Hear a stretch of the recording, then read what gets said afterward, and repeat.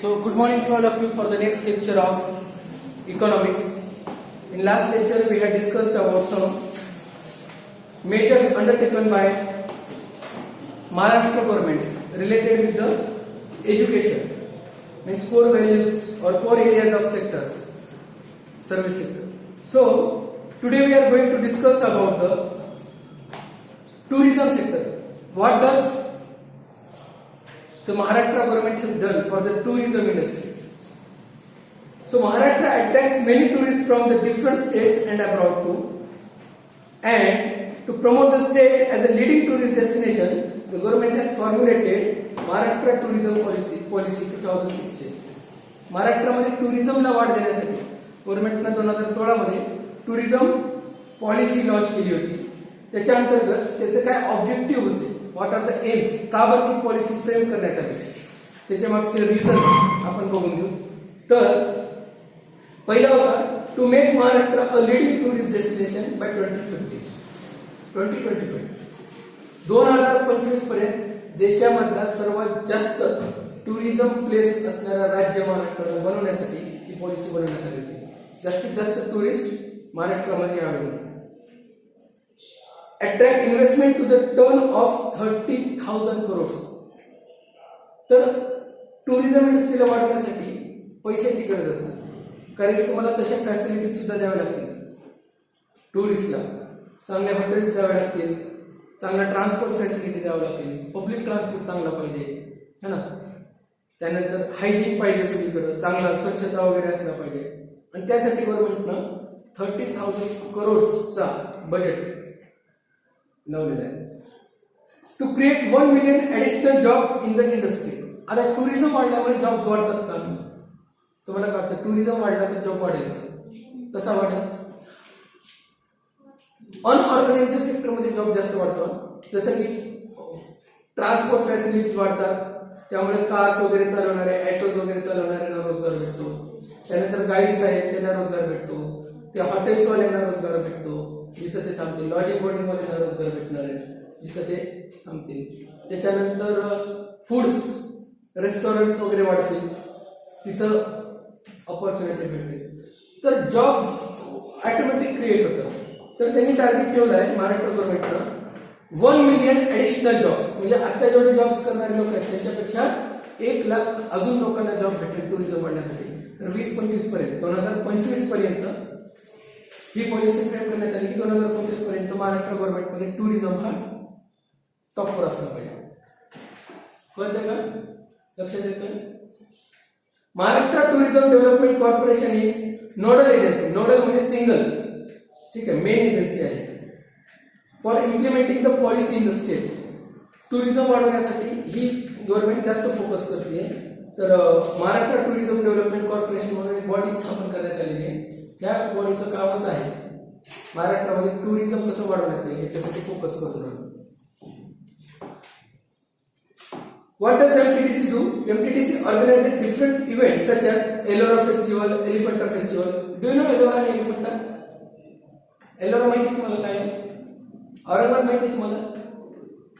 औरंगाबाद शहर, तिथून काही किलोमीटर अंतरावर कृष्णेश्वर मंदिर आहे आणि तिथंच केव्स आहे, एलोरा केव्स, लेण्या म्हणतात ना आपण, आणि एलिफंटा सुद्धा केव आहे. आणि त्या केव्सला अट्रॅक्ट करण्यासाठी बघा महाराष्ट्रात one of the best tourism place आहे एलोरा आणि एलिफंटा. तुम्हाला माहिती आहे त्याची काय खासियत आहे? एलोराची खासियत माहिती आहे तुम्हाला? ती एक अशी लेणी आहे ज्या लेणीला छोटे छोटे दगड लावून तयार केलेले नाहीये, पूर्ण एका पर्वतामध्येच कोरून फक्त तयार केलेली. साधारणतः काय होतं, आपण बिल्डिंग बांधताना छोटे छोटे दगड लावून बिल्डिंग बांधतो है ना. तर छोटे छोटे दगड लावलेले नाही, त्याला एकाच दगडामध्ये फक्त कोरून ती लेणी तयार केलेली आहे. आणि लाखो टन दगड जे आहे ते साईडमध्ये पडलं, जे गरजेचं नव्हतं ते दगड बाजूला पडलं. विचार करा त्या काळात ट्रान्सपोर्ट फॅसिलिटी सुद्धा नव्हती. कधी काढलेली? कितीतरी शेकडो वर्ष अगोदर. त्यावेळेस ट्रान्सपोर्ट फॅसिलिटी एवढी होती का? मग ते जे काढलेलं दगड असेल, जे काही एक्स्ट्राचे दगड असेल जे बाजूला पडलं, ते दगड हजारो किलोमीटर अंतरावर पण कुठं दिसत नाही. ते दगड तरी कुठं गेलं, ते दगड कुठं वापरलं असेल, कुठं नेऊन टाकलं असेल तेवढे दगड, ते सुद्धा पत्ता नाही लागला असतं. विचार करा की काय लेवलचं ट्रान्सपोर्ट फॅसिलिटी असेल, कसं ते कोरलं असेल. अजून बऱ्याच काही त्याचे वैशिष्ट्य आहे. तुम्ही जर कधी औरंगाबादला गेला तर नक्कीच व्हिजिट करा एलोरा आणि एलिफंटा. तर हे one of the best caves आहेत इंडियामध्ये, आणि ते आपल्या सुदैवानं ते महाराष्ट्रामध्ये. आणि त्यासाठी तिथं फेस्टिवल्स ठेवण्यात आले की ज्यामुळे जास्तीत जास्त टुरिस्ट तिथे यावे आणि त्यांना अट्रॅक्ट करण्यासाठी हे फेस्टिवल्स लॉन्च करण्यात आले. MTDC has also launched the scheme of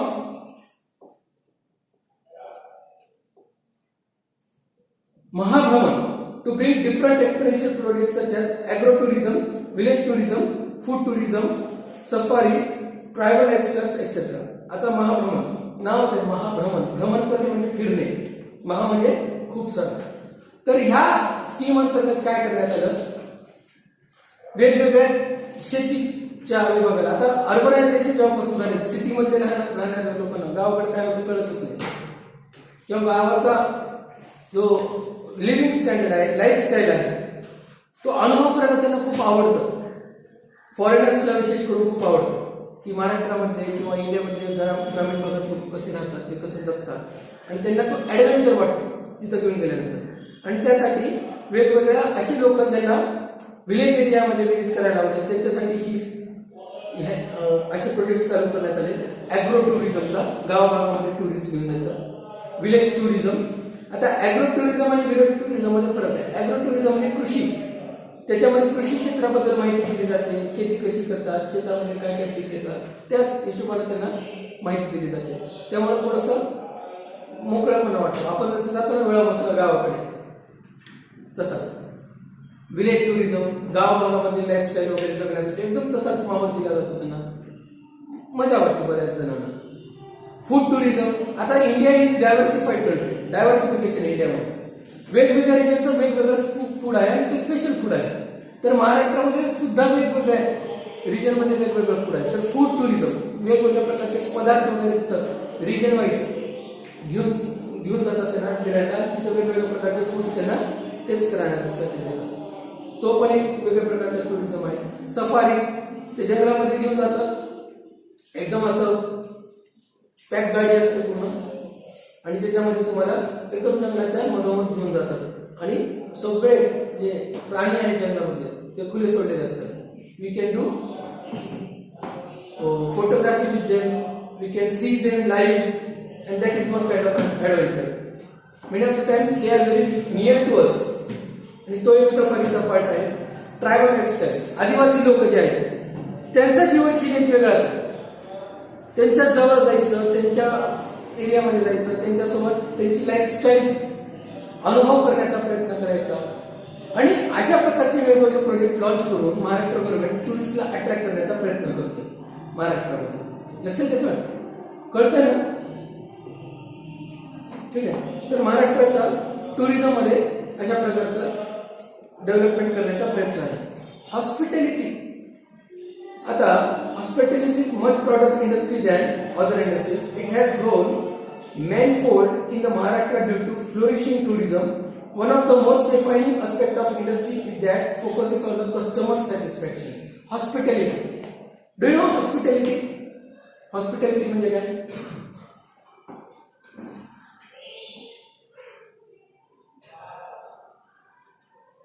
माहित नाही?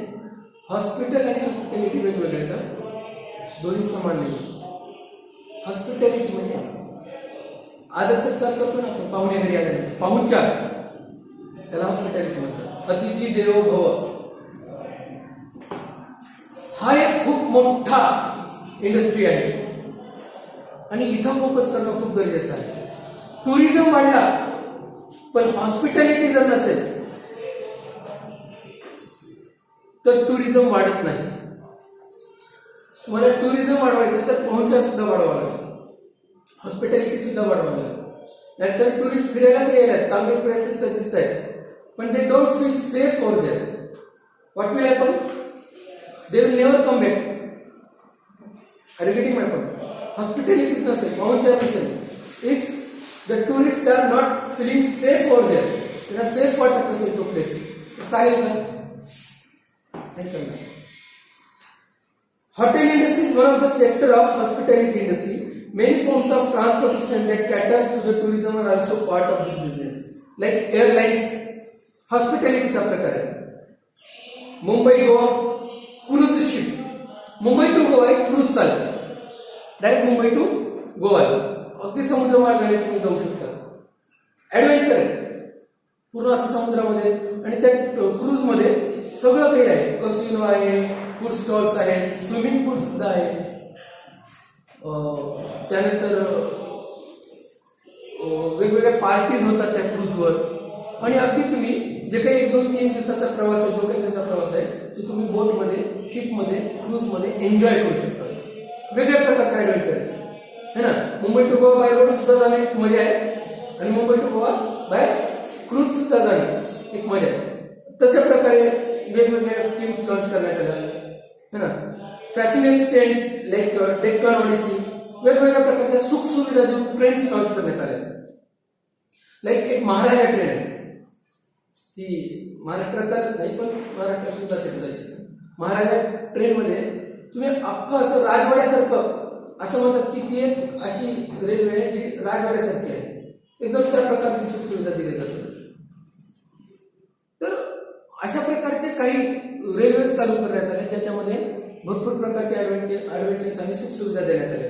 हॉस्पिटॅलिटी भारी वाटतं, टुरिझमला फ्री वाटतं है ना. त्यानंतर रेस्टॉरंट्सला फोकस करण्यात आलं, चांगले चांगले रेस्टॉरंट्स द्यावे. टुरिझम सोबत event management, because suppose you want to go for a tourist place and you want to celebrate over that birthday, your birthday want to celebrate, you want to celebrate your birthday. Event managers पाहिजे चांगले. बरेच जण जातात बघा, destination wedding करतात, एखाद्या particular प्लेसला जातात आणि तिथं जाऊन लग्न करतात, माहिती आहे ना. तर तो टुरिझम मध्ये येतो आणि हॉस्पिटॅलिटी मध्ये येतो. तर रेस्टॉरंट्सच्या चेन्स वाढवणे, त्यानंतर पब्लिक ट्रान्सपोर्ट वाढवणे, एअरलाईन्स वाढवणे, रेल्वे स्टेशन्स वाढवणे आणि चांगल्या चांगल्या सुविधा देणे, हे हॉस्पिटॅलिटीमध्ये येतं. महाराष्ट्र गव्हर्नमेंट तिथेही फोकस करते. लक्षात आलं. म्हणजे हा एक सर्व्हिस सेक्टरचा अजून एक महत्वाचा मुद्दा आहे जिथं महाराष्ट्र गव्हर्नमेंट फोकस करते. महाराष्ट्र गव्हर्नमेंट एंटरटेनमेंट इंडस्ट्रीला सुद्धा फोकस करते. Entertainment industry, Bollywood entertainment industry. In India produces the largest number of films in the world. जगात सर्वात जास्त मूवीज काढणारा देश कोणता आहे? इंडिया. प्रत्येक शुक्रवारी एक नवीन मूवी असते म्हणजे असते आपली, है ना. क्वचितच असे फ्रायडे जातात जिथे मूवीज येतात, बऱ्याच जातात 2-3 मूवीज येतात आणि चांगल्या सुपरस्टार्सचे येतात, चांगल्या फिल्म ऍक्टर्सचे येतात आणि त्यामुळे क्लॅशेस सुद्धा होतात. एवढी मोठी इंडस्ट्री आहे आपली फिल्म इंडस्ट्री, एंटरटेनमेंट इंडस्ट्री ज्याला आपण म्हणतो. Maharashtra is the played remarkable role in this entertainment sector of the Maharashtra generates employment opportunities. आता बघा, परवाचंच उदाहरण देतो तुम्हाला. अगदी उत्तर प्रदेशच्या सीएमने घोषणा केली की ते फिल्म सिटी बनवणार उत्तर प्रदेशमध्ये. आज मूवीज बनवायचं किंवा एखाद्याला ऍक्टर बनायचं, एखाद्या टीव्ही सिरियल्स मध्ये काम करायचं, थिएटरमध्ये काम करायचं, त्याला एकच पर्याय आहे, मुंबई, महाराष्ट्रामध्ये, है ना. साऊथकडे याचा चैन वाढलाय मूवीजचा, खूप मोठ्या प्रमाणात इंडस्ट्री चांगली झाली साऊथमध्ये. उत्तर प्रदेश मध्ये सुद्धा इंडस्ट्रीज वाढते. सीएमला प्रश्न विचारण्यात आला मीडिया हाऊसेसकडून की सर तुम्हाला इंडस्ट्री का वाढवायची? ते म्हणाले की आमचे बरेच लोक म्हणजे उत्तर प्रदेशमधले बरेच लोक महाराष्ट्रात जॉब करायला जातात. फिल्म सिटी जर उत्तर प्रदेशमध्ये झाली तर त्यांना जॉब वाढतो. म्हणजे एक एंटरटेनमेंट इंडस्ट्री कितीतरी लाखो लोकांना रोजगार देते. ऍक्टर्सला देते, डायरेक्टर्सला देते, सिंगर्सला देते, फिल्म प्रोड्युसर्सला देते. त्याच्यानंतर जे सेट बनवणारे एम्प्लॉईज आहेत, लेबर्स आहेत, त्यांनाही रोजगार देते. कोरिओग्राफर्स आहेत, डान्सर्स आहेत, बॅकग्राऊंड डान्सर्स आहेत, म्युझिक प्लेयर्स आहेत, सगळ्यांना रोजगार देते. म्हणजे लाखो लोक त्या इंडस्ट्रीवर डिपेंडेंट आहेत. तर महाराष्ट्र हा मेजर रोल प्ले करतो एंटरटेनमेंट इंडस्ट्रीमध्ये, because we have a Mumbai with us, and Mumbai ही फिल्म सिटीचा महत्वाचा स्तंभ आहे भारताचा. So Kolhapur has been a worth mentioning city for regional films. तर रिजनल फिल्म्स ज्या आहेत, जसं महाराष्ट्राच्या रिजनल फिल्म्स आहेत, तिथं कोल्हापूर हा सुद्धा मेजर रोल प्ले करतो. मुंबई तर आहेच, बॉलिवूड आहे मुंबईमध्ये म्हणून, तर तिथेही गव्हर्नमेंट फोकस करते की त्या इंडस्ट्रीला कसं वाढवता येईल, अजून काय सुखसुविधा त्या एरियामध्ये देता येतील. त्यामुळं एंटरटेनमेंट इंडस्ट्री सुद्धा अजून मोठी. कोऑपरेटिव्ह मुवमेंट इन महाराष्ट्र काय म्हणतो बघा. Cooperative movement is the greatest contribution given by the state of Maharashtra to the country. Cooperative movement is an effective instrument in the economic development of rural areas and improving socio-economic condition of the underprivileged Maharashtra. ठीक आहे. आता नावातच आहे cooperative मध्ये बघा under privilege sectors भरपूर आहेत आपल्या महाराष्ट्रात. गावामध्ये लोक जे वंचित आहेत बऱ्याच फॅसिलिटीपासून, अंडर प्रिव्हिलेज आहेत, मेन स्ट्रीम मध्ये नाहीये, साईड लाईन आहे, अशा लोकांना मेन स्ट्रीम मध्ये आणलं. अशा लोकांना वेगवेगळ्या सुखसुविधा देऊन, फॅसिलिटीज देऊन त्यांना मेन स्ट्रीम मध्ये आणण्याचं काम महाराष्ट्र गव्हर्नमेंट करते. त्यांना कॉपरेट करण्याचं काम महाराष्ट्र गव्हर्नमेंट करते आणि त्यासाठी वेगवेगळी चळवळ महाराष्ट्र गव्हर्नमेंटनं लॉन्च केली आहे. त्यांच्यासाठी काय स्कीम लॉन्च केल्या गव्हर्नमेंटनं, तर self help group, democracy, equality and solidarity. आता बघा सेल्फ हेल्प ग्रुप म्हणजे काय. तुम्ही लिज्जत उद्योगचं नाव ऐकलंय, लिज्जत पापड, लिज्जत उद्योग, लिज्जत पापडचं नाव ऐकलंय. काही लोकांनी मिळून स्वतःच ग्रुप करून इंडस्ट्री उभारली, काही महिलांनी एकत्रित आणि इंडस्ट्री म्हणजे कंपनी चालू केली. आज लिज्जत उद्योग खूप मोठा उद्योग. सेल्फ हेल्प ग्रुप, एकमेकांना सेल्फ हेल्प, स्वतःचीच मदत स्वतः करणे, स्वतःच एकत्रित आले काही लोक, बिझनेस स्टार्टअप केला आणि सगळेजण पैसा कमवतात. आज भरपूर लोक त्याच्यावर इन्कम कमवतात. तर महाराष्ट्रामध्ये सुद्धा अशी लोक जे अंडर प्रिव्हिलेज्ड आहेत, ज्यांना सुखसुविधा नाही भेटल्या किंवा जे मेन स्ट्रीम मध्ये नाही आले, ज्यांना गव्हर्नमेंटकडून सपोर्टची गरज आहे, त्यांच्यासाठी गव्हर्नमेंटने वेगवेगळे स्कीम्स लॉन्च करून सपोर्ट देण्याचा प्रयत्न केला आहे. Socio economic development. Socio economic म्हणजे सोशली जे सामाजिक समाजामधील लोक आहेत त्यांना इकॉनॉमिक डेव्हलपमेंट केलं, त्यासाठी महाराष्ट्र गव्हर्नमेंट प्रयत्न करते. त्यासाठी गव्हर्नमेंटनं काय केले, काही सेक्टर्समध्ये स्कीम लॉन्च केल्या, जसे की ॲग्रो प्रोसेसिंग, ॲग्रिकल्चरमध्ये जे काही प्रोडक्शन्स व्हायचे त्यासाठी त्यांना मदत करते. ॲग्रो मार्केटिंग, काही शेतकरी प्रोडक्शन तर करू शकतात पण त्याची मार्केटिंग नाही करू शकत, विकू शकत नाही. मार्केटिंग स्किल सुद्धा त्यांना देण्यात आली, द्यायचा प्रयत्न चालू. शुगर कोऑपरेटिव्ह, शुगर इंडस्ट्रीज बघा तुम्ही आजूबाजूला भरपूर आहेत आपल्या इकडे, तर त्यासाठी सुद्धा गव्हर्नमेंट प्रयत्न करते. तर त्यामुळे काय होतं, रोजगार वाढतो है ना, लेबर्सलाही वाढतो आणि दुसरे सेक्टरला रोजगार वाढतो. Fisheries cooperative societies, fisheries मत्स्योत्पादन,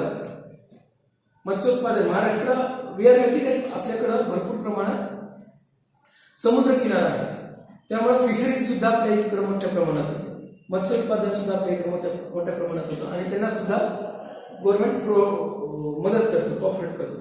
cooperative dairy societies like milk production वगैरे मध्ये अशा लोकांनाही गव्हर्नमेंट मदत करते. टेक्सटाईल, कपडा उद्योग, महाराष्ट्रामध्ये कोणता इंडस्ट्री मोठा आहे कपड्यामध्ये, कोणतं शहर फेमस आहे महाराष्ट्रामध्ये, कोणता, सोलापूर आहे. इचलकरंजी, कच्चा कपडा खूप मोठ्या प्रमाणात बनतो इचलकरंजीला, ठीक आहे. तर हाऊसिंग सोसायटीज, वेगवेगळे घर कोऑपरेटिव्ह हाऊसिंग सोसायटीज असतात बघा, तिथं सुद्धा गव्हर्नमेंट फोकस करते. कन्झ्युमर स्टोअर्स, वेगवेगळ्या प्रकारचे शॉप्स चालू करण्याचा प्रयत्न करते.